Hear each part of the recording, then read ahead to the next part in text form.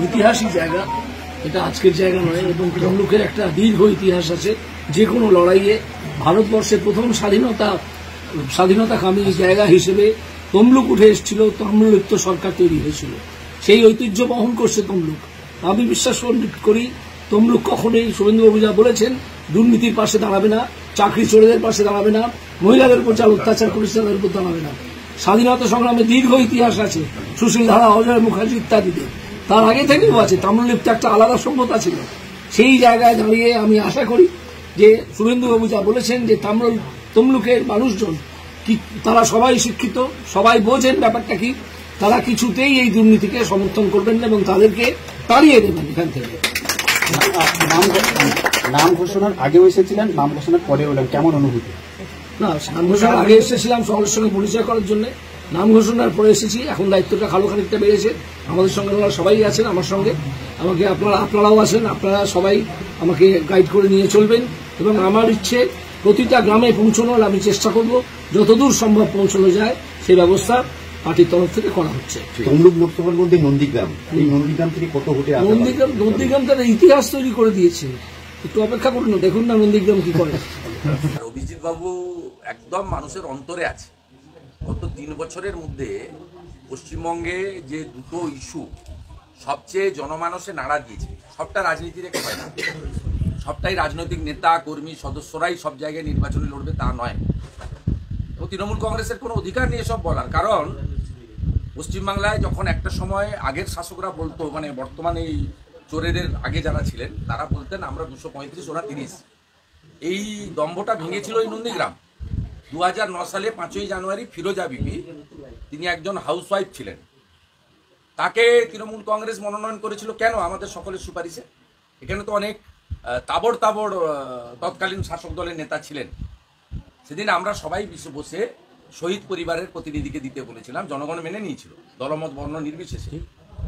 আজকে 3 বছরে পশ্চিমবাংলায় দুটো জ্বলন্ত ইস্যু, একটা হচ্ছে চাকরি দুর্নীতি, বেকারদের কাছ থেকে কোটি কোটি মানে হাজার হাজার কোটি টাকা সরাসরি রাজ্য মন্ত্রিসভা মুখ্যমন্ত্রীর নেতৃত্বে লুট হয়েছে, পুরো শিক্ষা দপ্তর জেলে এবং আরও অনেকেই জেলে, আবার অনেকে জেলে যাওয়ার পথে, এবং প্রমাণ হয়ে গেছে সাদা খাতা দিয়ে ওএমআর কে টেম্পার করে বিনা ইন্টারভিউতে মেরিট ভেঙে অবৈধভাবে সার্ভিস রুল এবং নিয়ম, এসএসসির রুলস অ্যান্ড রেগুলেশন এবং প্রাইমারি আপার প্রাইমারির ক্ষেত্রে অধিকাংশ ক্ষেত্রে নয় নেতার আত্মীয় স্বজন পেয়েছে অথবা অধিকাংশ চাকরি দোকান খুলে বেচা হয়েছে।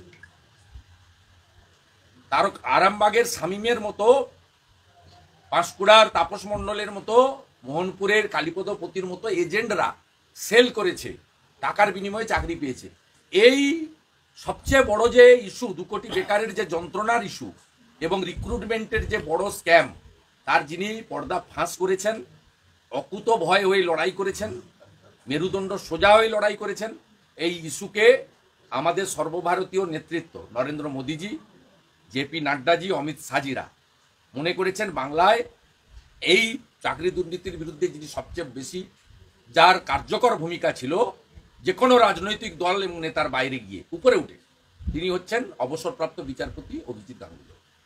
আমি উনাকে প্রস্তাব দিয়েছিলাম, পরবর্তীকালে অমিত শাহজি উনার সঙ্গে বসেছেন, উনার উচ্চতা অনুযায়ী অমিত শাহজির সঙ্গে উনার 1-to-1 মিটিং হয়েছে, সেখানে থেকে বেরিয়ে এসে তিনি সিদ্ধান্ত নিয়েছেন এবং উনার রিটায়ারমেন্টের আগে উনি রেজিগনেশন দিয়েছেন। তাই অভিজিৎ গাঙ্গুলি মহোদয়কে পাওয়া আমাদের কাছে একটা বড় প্রাপ্তি।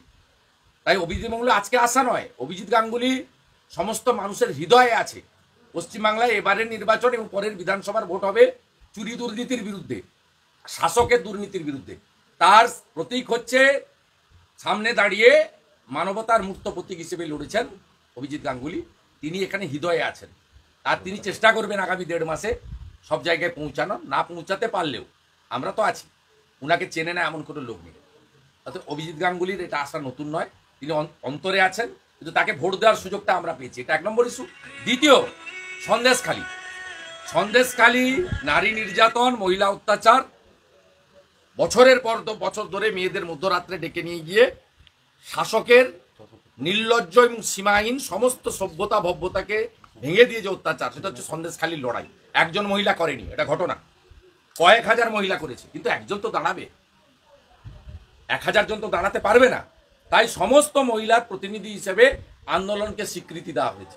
যেভাবে 2009 সালে 5ই জানুয়ারি নন্দীগ্রামে তৎকালীন উপনির্বাচনে ফিরোজা বিবিকে প্রার্থী করেছিল তৎকালীন বিরোধী দল, আজকের শাসক দল, ঠিক একইভাবে রাজ্যের দুটো বিগ ইস্যুর উপরে দাঁড়িয়ে ভারতীয় জনতা পার্টি কেন্দ্রীয় নেতৃত্ব, বিশেষ করে মাননীয় প্রধানমন্ত্রীর উপস্থিতিতে সিএসসি সিদ্ধান্ত নিয়েছে যে পশ্চিমবাংলায় এবারে নির্বাচন হবে চুরি, দুর্নীতি এবং চাকরি চোরেদের বিরুদ্ধে, আর গ্রামের নারীদের অত্যাচারীদের বিরুদ্ধে।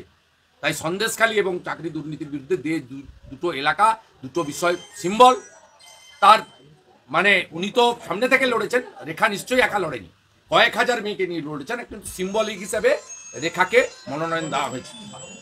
পশ্চিমবাংলার এবারে নির্বাচন মানুষ দেখবে যে এই ইস্যুগুলোতে যারা মনে করেন যে শাসক, বর্তমান শাসকের লোকেরা ঠিক করেছেন, তারা ওদেরকে ভোট দেবেন। উই হ্যাভ নো অবজেকশন, গণতন্ত্রে এটা হয়। যারা মনে করেন যে চাকরি চোরেদের শিক্ষা দিতে হবে, রেশন চোরেদের শিক্ষা দিতে হবে, যারা মনে করেন এই সীমাহীন দুর্নীতি নিচ থেকে উপর পর্যন্ত উপড়ে ফেলতে হবে, তারা ভারতীয় জনতা পার্টির সঙ্গে থাকবেন। আর যারা মনে করেন এই নারী নির্যাতনকারীদেরকে আমরা একটা শিক্ষা দেবো, ইভিএম এর শিক্ষা দিতে হবে, ভারতবর্ষের গণতন্ত্র তাই বলে।